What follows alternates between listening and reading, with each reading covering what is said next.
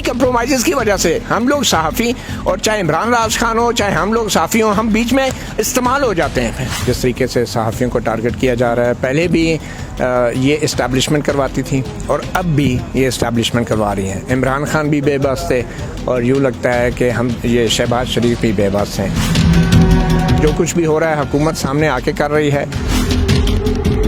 तमाम की तमाम जो FIR हैं उनकी एक जैसे लफ्ज़ ब लफ्ज़ वो एक जैसी हैं और वो जाली हैं। एस्टैब्लिशमेंट को गलती का एहसास हुआ है कि जिस किस्म के सांपों को वो पालते रहे हैं, आज जब वो सांप उन्हें डस रहे हैं तो उनको हम जैसे लोगों का भी थोड़ा सा एहसास हुआ है। मती भाई अस्सलाम वालेकुम। वालेकुम अस्सलाम। इस्लामाबाद में ही दिन दहाड़े आपको उठाया गया था और आज इमरान रियाज को आधी रात को गिरफ्तार किया गया। कैसे देख रहे हैं सारे मामला? बस थोड़ा सा फ़र्क है, ज़्यादा नहीं है, लेकिन बड़ा अफसोस की बात है कि जिस तरीके से सहाफ़ियों को टारगेट किया जा रहा है, पहले भी ये इस्टेब्लिशमेंट करवाती थी और अब भी ये इस्टेब्लिशमेंट करवा रही हैं। इमरान खान भी बेबस थे और यूँ लगता है कि हम ये शहबाज शरीफ भी बेबस हैं। दोनों सिविलियन हुकूमतें जो हैं वो सिर्फ जिसको कहते हैं ना हुक्म की ग़ुलाम रही हैं। और ख़ास तौर पे मैं इमरान खान के जो साबिक़ वज़ीर-ए-आज़म हैं उनके दौर का जिक्र करूँगा कि इनको पुलिस गिरफ़्तार कर रही है आज, और वो भी मैं समझता हूँ गलत कर रही हैं, कुछ अपने नज़रियात रखने की बुनियाद पर कर रही हैं। और इससे पहले भी जिस तरीके से मेरे साथ जो वाक़या हुआ, असद तूर के साथ हुआ, अबसार आलम के साथ हुआ, तो ये टोटली तौर पे ये ऐसे वाक़यात थे इमरान खान के दौर में, साबिक़ वज़ीर-ए-आज़म के दौर में, कि जिनका आज तक पता ही नहीं चला कि कौन लोग मुलव्वस थे। तो मेरे ख़्याल में वो इंतहाई एक घिनौना दौर था मीडिया के लिए, और ये दौर भी जो है बड़ा ही सख्त दौर है। मैं इसको घिनौना इसलिए नहीं कहूँगा कि जो कुछ भी हो रहा है हुकूमत सामने आके कर रही है, इदारे भी तकरीबन सामने आके कर रहे हैं, अदालतें आधी रात को खुल रही हैं, ज़मानतें मिलती हैं और उनको अदालतों में पेश किया जा रहा है। लेकिन अबसार आलम को किसी अदालत में नहीं पेश किया गया, असद तूर को नहीं पेश किया गया, मुझे कहीं पेश नहीं किया गया, और आज तक ये पता नहीं। इमरान रियाज ने अपनी वीडियो में सर मती साहब एक शख्सियत का नाम भी लिया है, ज़ाहिर है वो पंजाब की शख्सियत है लाहौर में। आप कैसे देख रहे हैं इन सारे मामलात को? बिल्कुल, मैं समझता हूँ कि अगर ये लोग ऐसा काम कर रहे हैं तो इनका नाम लेना चाहिए।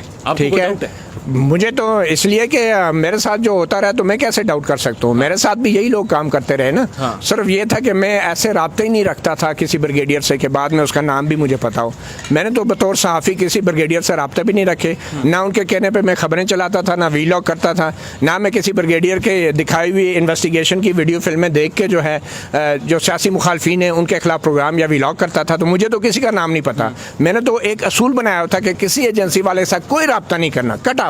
चाहे मेरे कोर्स में, चाहे बैच में, चाहे मेरे दोस्त से, मैं उनसे कहता था अगर आप एजेंसी में तो कोई राब्ता नहीं होगा बतौर सहाफ़ी, क्योंकि मुझे पता है एक दफ़ा आप इनके करीब आ जाएं तो फिर वही होता है जो इमरान रियाज खान के साथ। उसके बावजूद मती भाई आपकी रिपोर्टिंग में एक तासुर कम अज़ कम ये ज़रूर उभरा कि आप सिर्फ एक इमरान खान और PTI को ज़्यादा टारगेट करते रहे। नहीं, मेरे ख्याल में ऐसी बात नहीं है। इमरान खान को इसलिए कि इमरान खान ज़्यादा डोमिनेटिंग पर्सनैलिटी है। अब मुझे बताएं, अगर इमरान खान को हम टारगेट नहीं करेंगे बतौर जर्नलिस्ट और पॉलिटिकली क्रिटिसाइज करते रहे, टारगेट से क्या होता है? जर्नलिस्ट का काम है हुकूमत को ऊपर नज़र रखना। तो इमरान खान डोमिनेटिंग पर्सनैलिटी है। अगर इमरान खान को नहीं करते तो क्या उस्मान बुज़दार को करते?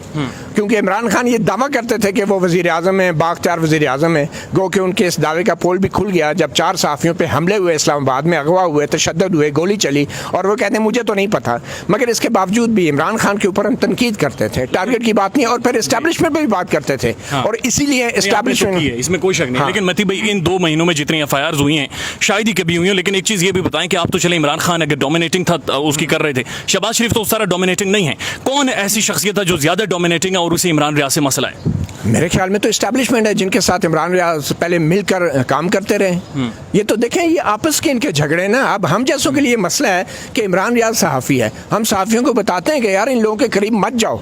जब आप इन लोगों के साथ मिलकर काम करेंगे, आप इनके लिए काम करेंगे और इनसे फ़ायदा उठाएंगे, अपनी फॉलोइंग बढ़ाएंगे। आपने पूरी ट्रोल आर्मी जो 5th जनरेशन वारफेयर की एक फ़ौज खड़ी की गई थी, आप इसके सरकर्दा कमांडर थे, और बाद में आपका अगर झगड़ा हो जाए इस्टेब्लिशमेंट से तो हम जैसे सहाफ़ी कहाँ खड़े होंगे? हम तो बात तो ज़रूर करेंगे कि ये असूल की बात है कि जो FIR इमरान रियाज खान के खिलाफ जो दायर की गई हैं वो तमाम की तमाम जो FIR हैं उनकी एक जैसे लफ्ज़ ब लफ्ज़ वो एक जैसी हैं और वो जाली हैं। मेरा नहीं ख्याल कि इमरान रियाज खान ने जो एतराफ़ जुर्म किया है एजेंसियों के लिए काम करने का और एजेंसियों की वीडियो फिल्में देख के प्रोग्राम करने का, इमरान रियाज खान ने एक अच्छा काम किया अगर उसको एहसास हो गया है। मगर मुझे लगता नहीं है कि इमरान रियाज खान जो है वो एहसास जुर्म भी उनको है। वो कह रहे हैं कि हमें वीडियो फिल्में दिखाते थे, तो अब अगर वो उनको अभी तक एहसास जुर्म नहीं है और वो बड़े फ़ख्र से कह रहे हैं कि मैं तो नहीं छोड़ूंगा, तो फिर इसका मतलब है एहसास जुर्म के बगैर जो एतराफ़ जुर्म होता है उसका कोई मानी नहीं होता। और उनके साथ जो हो रहा है उसकी वजह मैं नहीं समझता कोई सिविलियन हुकूमत है,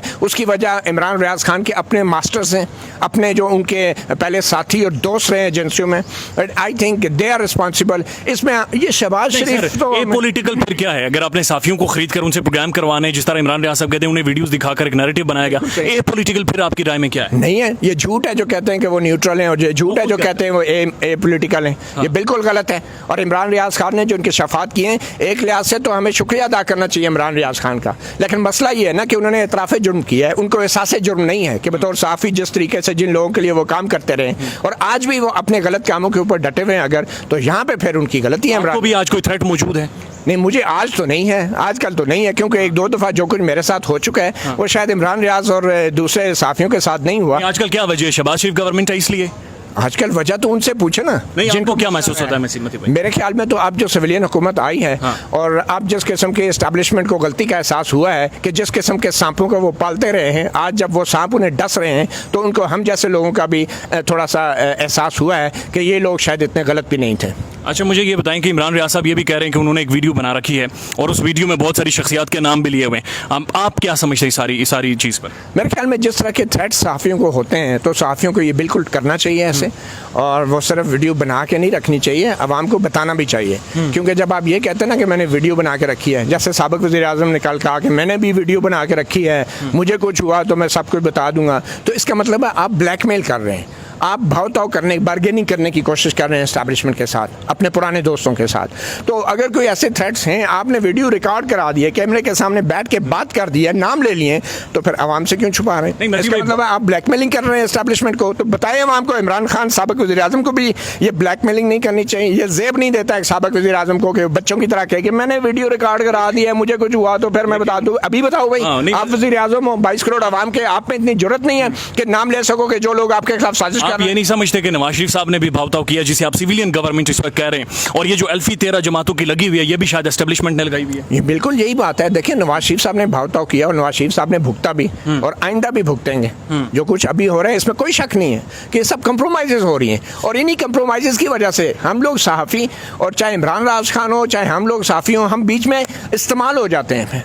इस्तेमाल इस तरह होते हैं कि कुछ सहाफ़ी जो हैं वो कोई अपने असूलों पे नहीं खड़े रहते, वो कभी एक के साथ होते हैं, कभी दूसरे के साथ होते हैं। और अभी भी जो इमरान रियाज खान स्टैंड ले रहे हैं वो कोई एंटी इस्टेब्लिशमेंट नहीं है, वो एंटी बाजू हैं। वो सिर्फ आर्मी चीफ के खिलाफ बातें कर रहे हैं और उनको पता है कि आर्मी चीफ रिटायर होने वाले हैं, तो इसलिए वो आने वाली इस्टेब्लिशमेंट के साथ ताल्लुकात बनाएंगे। आप यकीन करें, अगर नवंबर में ये आर्मी चीफ रिटायर होते हैं तो यही इमरान रियाज खान जो है वो फिर जो नई इस्टेब्लिशमेंट होगी उसके जूतों में बैठे होंगे।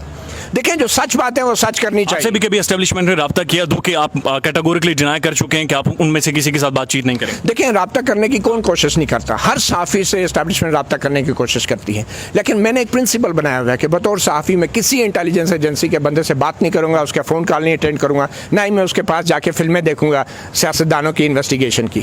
बहुत शुक्रिया मतीउल्लाह जान साहब, अपने रवायती अंदाज में हमेशा खुलकर बात करते हैं। ख्याल रखिएगा अपना। अल्लाह हाफ़िज़।